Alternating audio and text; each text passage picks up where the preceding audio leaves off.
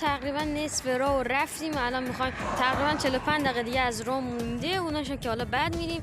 فعلا که الان پشتم بیابون و دیگه تا 45 دقیقه دیگه میرسیم به روستا. حالا رفتم از روستا و اینا براتون ویدیو میگیرم، بهتون والا کوها و اینا میرم بهتون نشون میدم. چون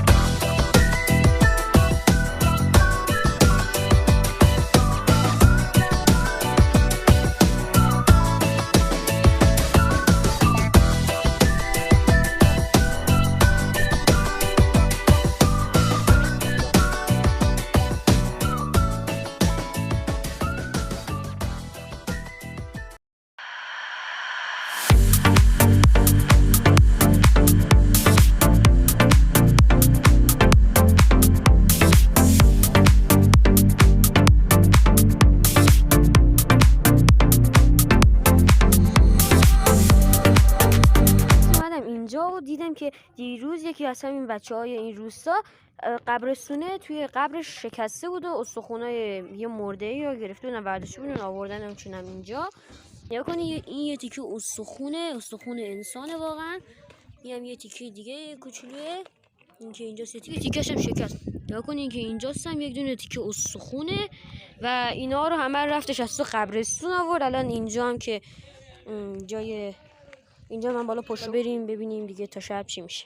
خب بچه این کوها رو نگاه کنین چقدر زیادن و من یکی از این کوها رو انتخاب میکنم، به احتمال زیاد این باشه.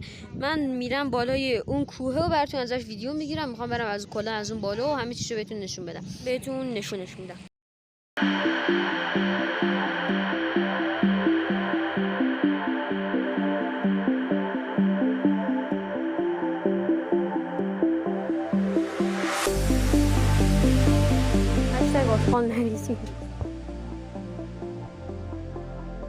میخوام الان از این کوه برم بالا.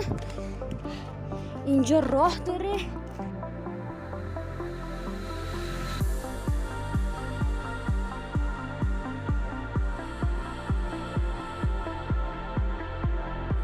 من اومدم بالا قله.